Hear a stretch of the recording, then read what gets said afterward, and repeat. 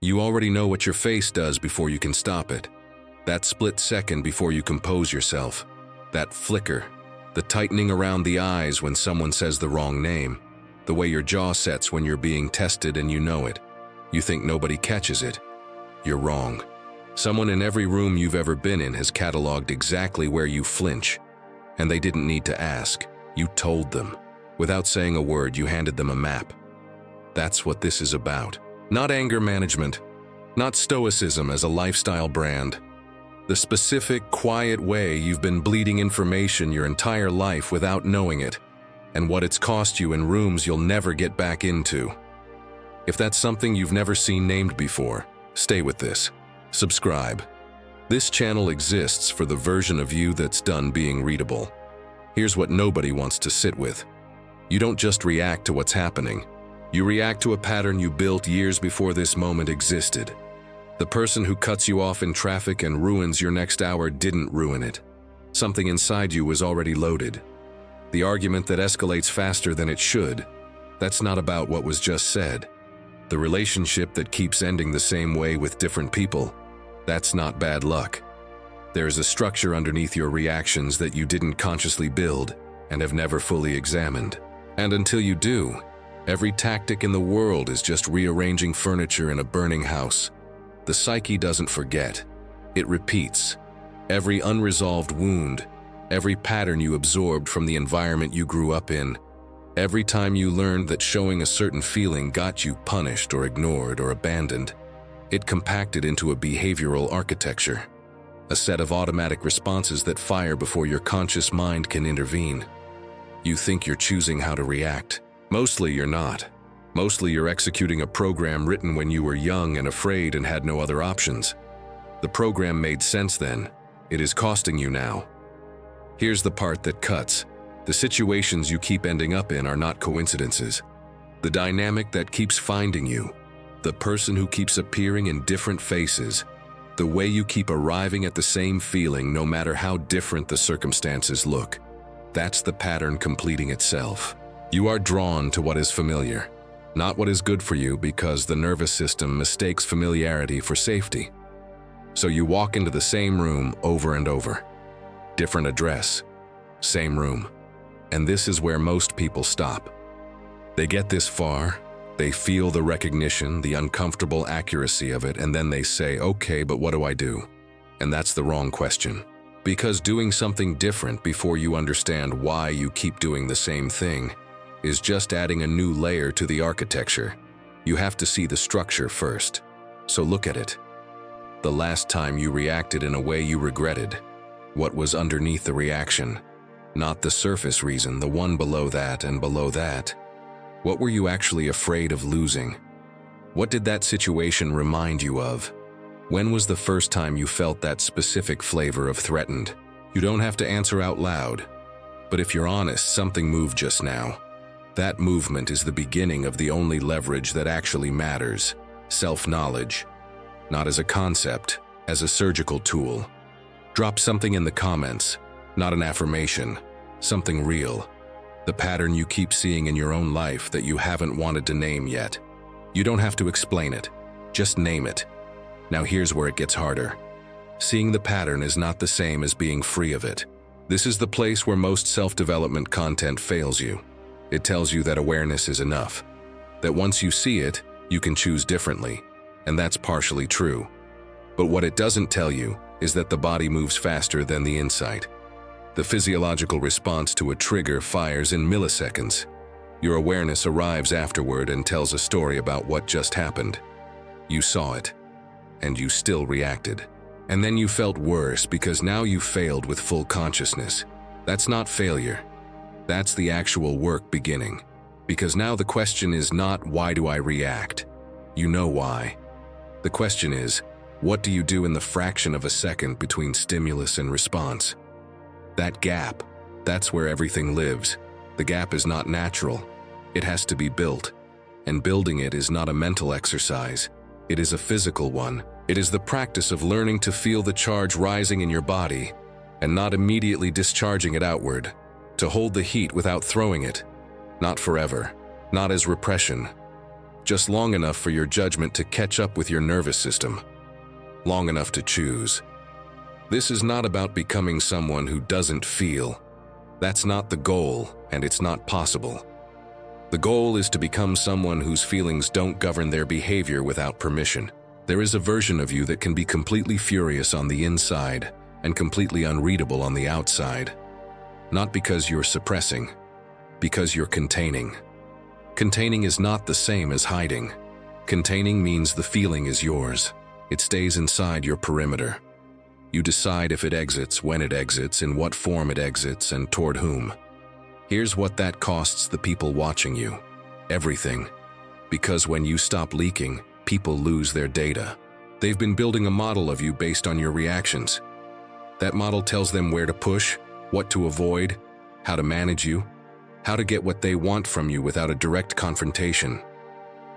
The model runs quietly in the background of every interaction you have with them. And it is accurate because you've been feeding it consistently for years. The moment you stop feeding it, the model breaks. They say something that used to land, and nothing happens. They test a boundary that used to flex, and it doesn't move. They wait for the familiar reaction, and the room goes quiet. And that silence to them is disorienting. They were prepared for your pattern. Your pattern didn't show up. Now they have to recalibrate. And in that recalibration, you see them clearly for the first time. You see what they were doing. You see the mechanism. Because the mechanism only becomes visible when it stops working. Silence is not the absence of response. It is a response. It is the most aggressive one available to you because it gives them nothing to work with and forces them to fill the space. Watch what people do when you don't react. Watch what they reach for next. They'll explain more than they needed to.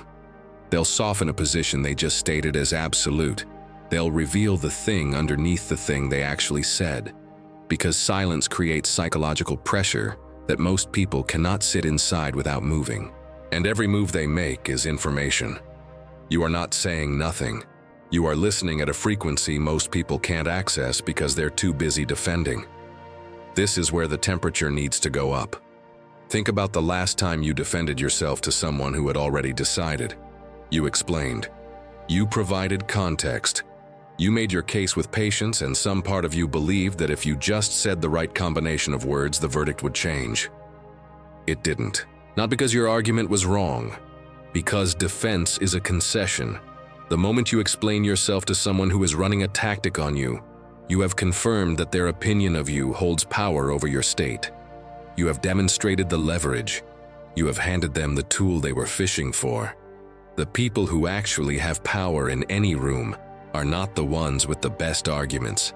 They are the ones who don't feel the need to make one, not because they're above it, because they've done the internal work to be genuinely unbothered by the judgment of people, whose judgment they haven't chosen to value.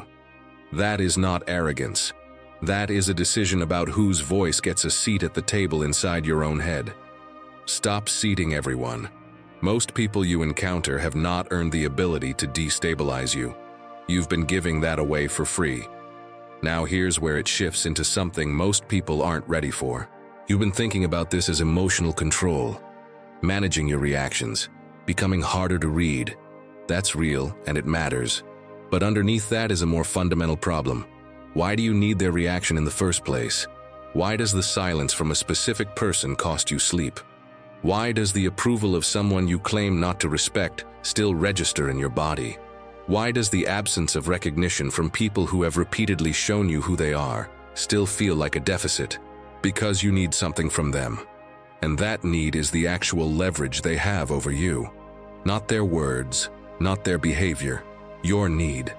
The moment you need validation from a specific source, that source has power over your internal state that they didn't ask for and probably don't deserve. Your peace is now contingent on their behavior, which means they are running your internal weather system, and they don't even know they have the controls. This is where the second wound is. You thought the problem was your reactions. The reactions are just the symptom. The root is the unmet need driving them. The need to be understood by someone who isn't trying to understand you. The need for recognition from someone whose recognition you've decided matters. The need for closure from someone who benefits from you staying open. That need is the architecture. Everything else is decoration. And here's what makes it worse. The more you need something from someone, the worse your read of them becomes. Because need distorts perception. You stop seeing who they actually are and start seeing what you're hoping they'll become. You interpret ambiguous behavior as promising. You explain away red flags as exceptions. You return to situations that have already shown you their ceiling because the need is louder than the evidence. Need makes you readable, and it makes you blind at the same time. That combination is how you end up in the same room again. If you've been watching this channel, and this is landing in a specific way, subscribe now. What's coming next goes further than emotional control. It goes into how to actually read the people around you, what they want versus what they say, and how to operate in any environment without being at a disadvantage. That's what the next section is. Here is something most people never learn to do accurately. Distinguish between what someone says they want and what they actually want. These are almost never the same thing. Not because people are uniformly dishonest, but because most people don't actually know what they want. They know what they want to want. They know the version of themselves they're presenting to you. But underneath that presentation is a set of actual motivations, actual fears, actual needs that they haven't examined and wouldn't admit to if you asked directly. Your job is not to ask. Your job is to watch. Watch what people move toward when the pressure is off. Watch what they protect when there's something at stake. Watch what they reveal when they think you're not paying attention. Watch what they do when they're not being observed and performing a version of themselves for your benefit. The behavioral data over time is always more accurate than the stated position in the moment. People tell you who they are continuously. The problem is most people are listening to words instead of watching patterns. And once you can read the actual motivation underneath the presented one, you stop being surprised. You stop reacting to behavior that, if you'd been watching clearly, you should have expected. The ambush only works on someone who wasn't reading the room. The betrayal only blindsides the person who was listening to what someone said instead of watching what they were doing. This is not cynicism. This is clarity.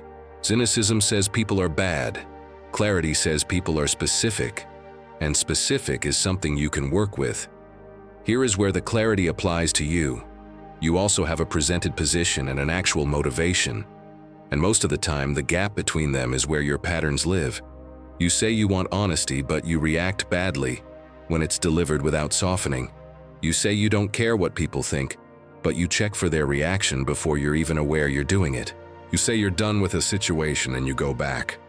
The gap between what you say you want and what you actually keep choosing is the most honest portrait of where you actually are. And it's not comfortable to look at. But looking at it directly, without self-punishment, is how the architecture changes. Here's the answer. And sit with it before you decide it's not enough. The work is not to become someone who doesn't feel. It's not to build a wall between you and your life. The work is to close the gap between your stated values and your actual behavior, between the reactions you want to have and the ones that fire automatically, between the life you say you're building and the choices you keep making that point somewhere else. Closing that gap is a specific daily practice, not a revelation. It doesn't happen because you watched a video. It happens because you take one moment, once a day, where you could have reacted automatically and you don't, where you could have needed something out loud and you hold it, where you could have explained yourself to someone who wasn't asking in good faith and you go quiet instead. One moment, every day. The gap closes in increments so small you won't feel them until one day someone tests you in the way that used to destroy your afternoon, and nothing happens. Not because you're suppressing, because the charge isn't there anymore. The pattern rewrote itself because you stopped feeding it. That's the answer. Small, consistent, unglamorous. Repeated until it's structural. And here's what's uncomfortable about that answer. It requires no one else to change. No apology, no recognition, no closure from the person who owes it to you, no acknowledgement from the room that wasn't paying attention. The work is entirely internal, entirely yours, entirely independent of whether anyone around you ever adjusts their behavior. And for people who have been waiting for the external world to give them permission to feel okay, that's either the most liberating thing they've ever heard or the most infuriating. Sit with which one it is for you. That tells you something about where you actually are. The gap between who you are right now and who you're capable of being is not a failure, it's just distance. Distance is something you can cover. You've been covering it every time you caught yourself before the automatic reaction fired. Every time you held the heat instead of throwing it. Every time you went quiet when your instinct was to defend. You've been building this longer than you think. You just haven't had a framework to recognize it as progress. If this landed, hit the like button, not as a favor, because it tells the algorithm this kind of content is worth surfacing for the people who need it and will never search for it directly. And think about who you watch this with in your head. Someone already came to mind while you were listening. Someone whose pattern you've watched complete itself more than twice. Someone who isn't going to find this on their own because the way they're searching for answers isn't specific enough yet. Send it to them. Not with context. Not as advice. Just send it. They'll know why when they get to the part that caught you. Subscribe if you're staying, not for this video, because the next one goes somewhere this one deliberately didn't. You've spent this entire video learning to stop reacting. The next one is about what you do with the stillness once you have it. What you actually build when nobody can read you anymore. Most people think that's the end point. It's the beginning. We started with your face. The flicker before you compose yourself. The split second you thought nobody caught. You know now that someone always catches it. And you know now that the information your face was broadcasting was only the surface layer of a much older transmission. The pattern underneath. The need underneath the pattern. The unexamined architecture that has been running your responses in rooms you thought you were navigating freely. The flicker is still going to happen. You're not building a mask. You're building the pause after the flicker where you decide. That pause is everything. That pause is the entire distance between being managed and being ungovernable. The question the next video answers is this. Once nothing can move you without your permission, what do you actually choose to move toward?